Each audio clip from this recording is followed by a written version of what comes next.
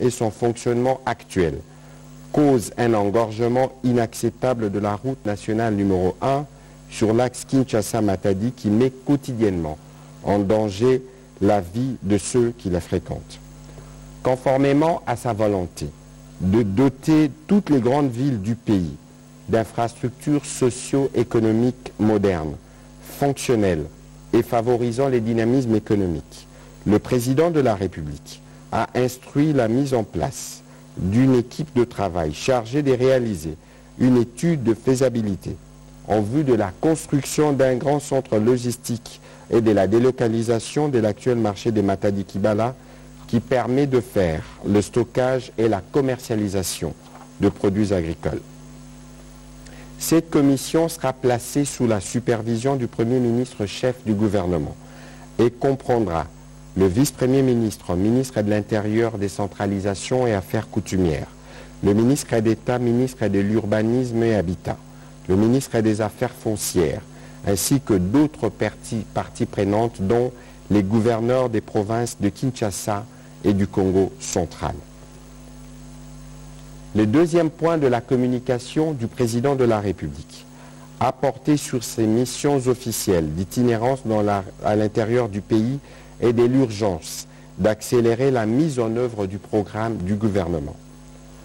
Faisant le point de sa récente tournée dans l'espace Grand Kasaï, à l'instar de celles effectuées dans les provinces du Congo central, du Nord Kivu, de l'Ituri et du Grand Katanga, le président de la République, chef de l'État, a indiqué avoir été meurtri de voir les conditions de vie difficiles des Congolais quasiment abandonnés à leur triste sort. Son constat est unique et sans appel sur l'état des parties du pays qu'il a visité. La désolation. Pendant plus de 10 jours, il a sillonné le Kasaï central, le Kasaï oriental, la Lomami et les Sankuru. Dans chacune de ces étapes, il a eu des échanges avec les populations urbaines, périurbaines et rurales, qui ont toutes réclamé de voir une nette amélioration de leurs conditions de vie. Cette situation, qui n'est que l'échantillon de l'état général de nos populations, dans toutes les provinces, a fortement interpellé les garants de la nation, et celle-ci devrait davantage interpeller l'exécutif. Ces tableaux vécus sur terrain avaient déjà fait l'objet il y a quelques semaines de la 8e session de la conférence des gouverneurs. Le président de la République a exhorté le gouvernement à redoubler d'efforts pour assurer par tous les moyens le bien-être de nos populations où qu'elles se trouvent à travers le pays. C'est ainsi qu'il a fermement chargé le Premier ministre 1. De mobiliser et d'engager tous azimuts le gouvernement dans la matérialisation des programmes d'urgence à impact direct et visible sur les conditions de vie des citoyens. D'attirer l'attention des membres du gouvernement sur la nécessité de focaliser les missions vers l'intérieur du pays plutôt que vers les centres urbains seulement ou vers l'extérieur. 3. D'assurer secteur par secteur le suivi de la mise en œuvre du programme de développement communautaire à la base de 145 territoires ainsi que des autres recommandations de la 8e conférence des gouverneurs. Ces mêmes efforts doivent être orientés particulièrement dans la province de l'Équateur qui accueillera au mois de mars de cette année la 9e conférence des gouverneurs de province. Le président de la République, chef de l'État, a rappelé au Conseil qu'il ne tolérera pas de trouver dans les grands Équateurs la situation qu'il a vécue dans certaines provinces déjà visitées.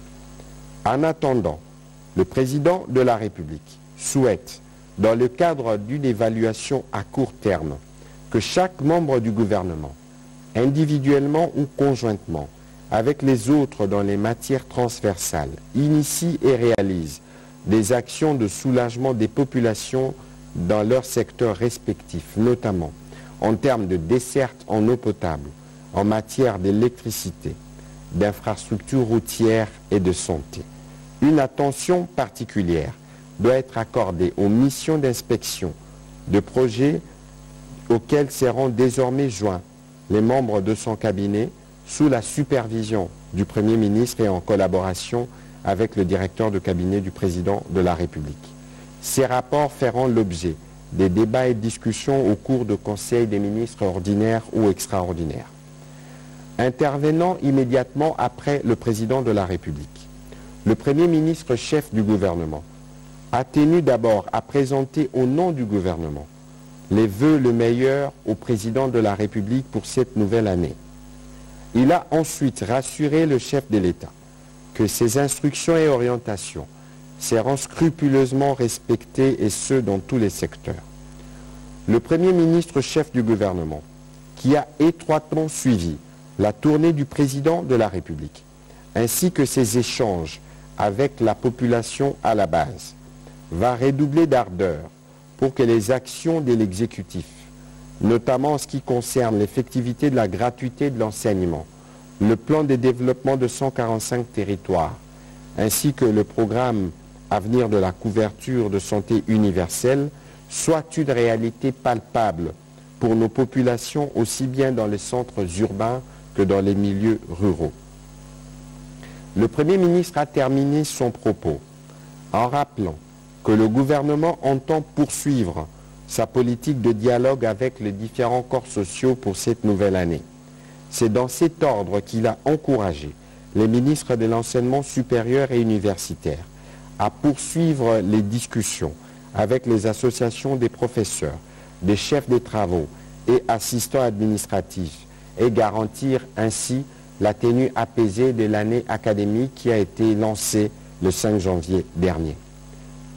Au deuxième chapitre du Conseil des ministres de ce jour, consacré au point d'information, assurant l'intérim de son collègue de l'Intérieur, la vice-première ministre, ministre de l'Environnement et du Développement durable, a fait le point sur l'état du territoire national, qui demeure globalement calme en dépit des cas d'insécurité enregistrés dans quelques parties du pays, particulièrement dans la partie est où se poursuivent les opérations militaires dans le cadre de l'état de siège.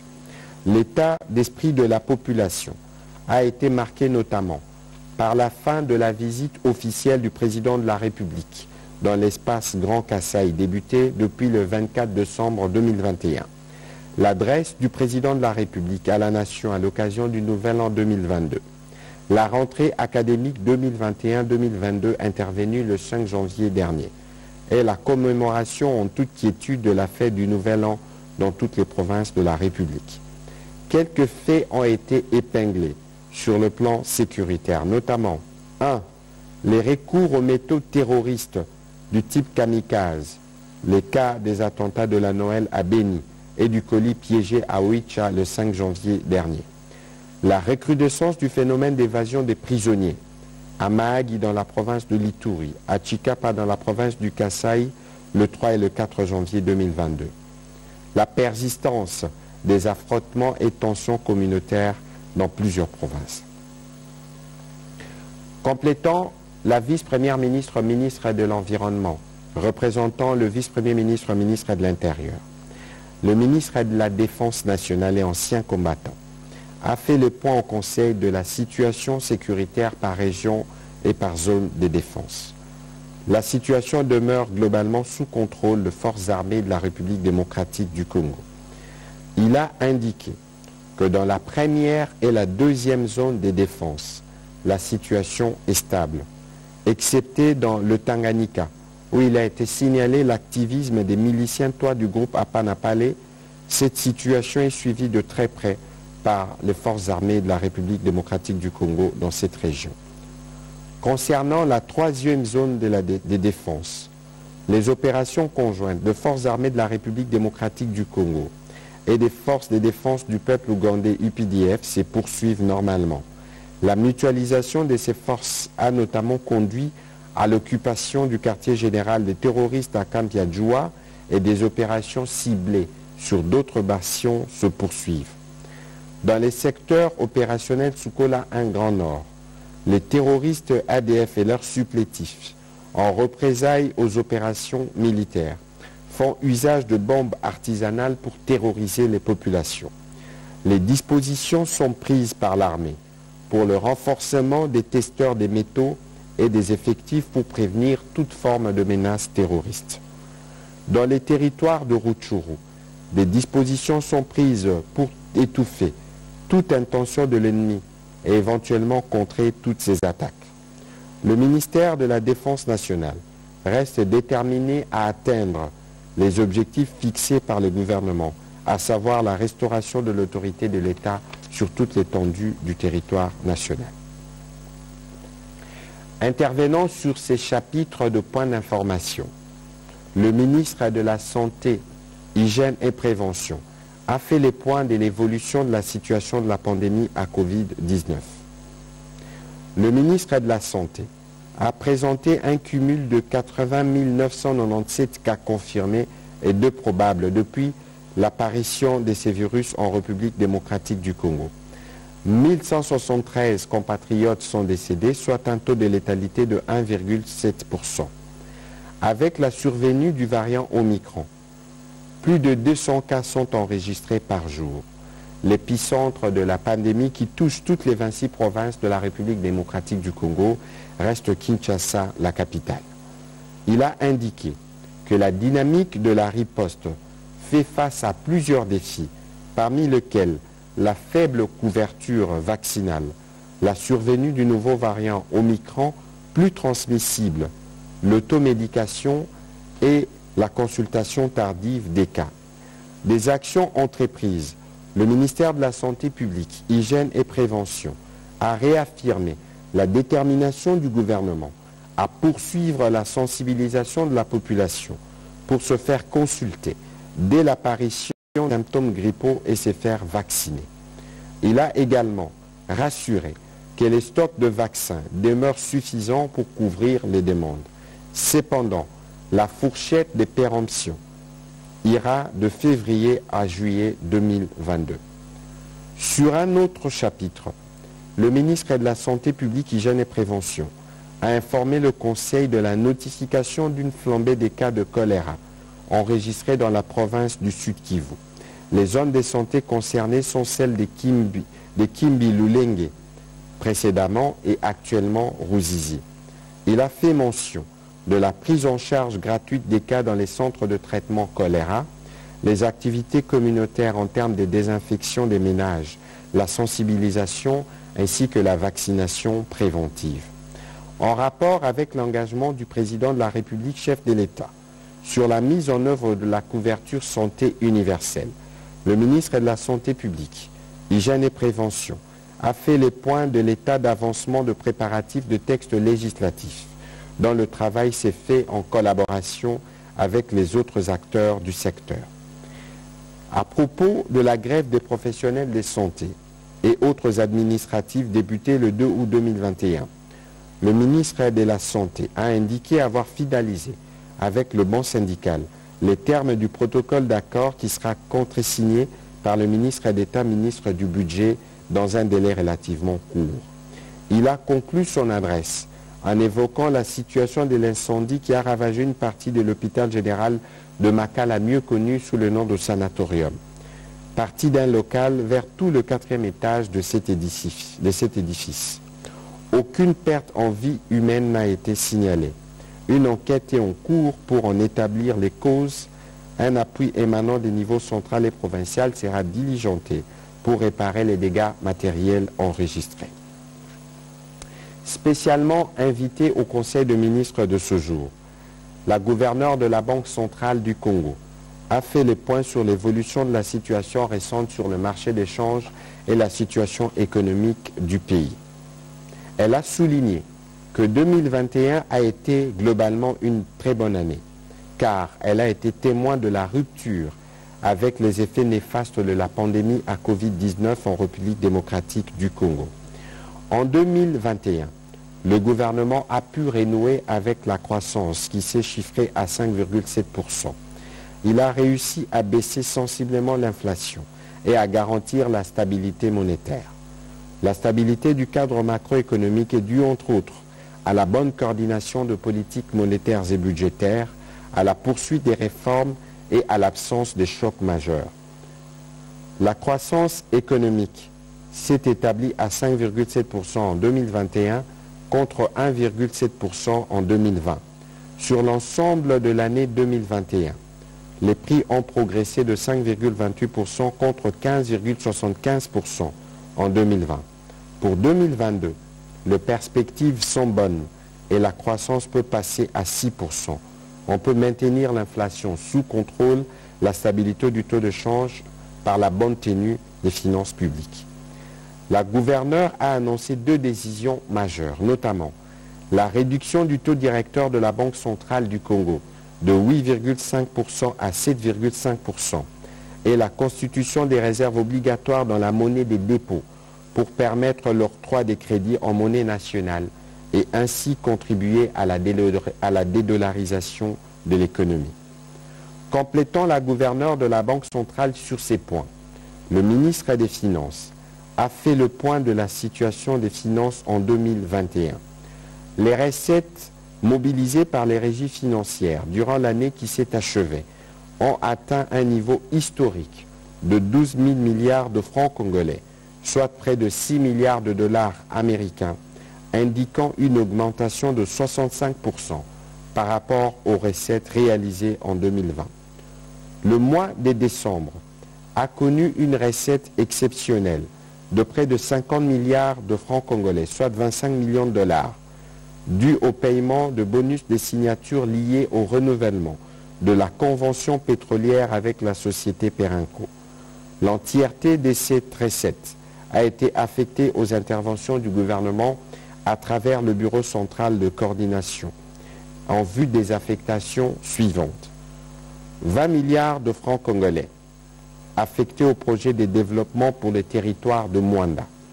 20 milliards de francs congolais comme à compte aux efforts de redynamisation de la diplomatie congolaise tels qu'adoptés en Conseil de ministres.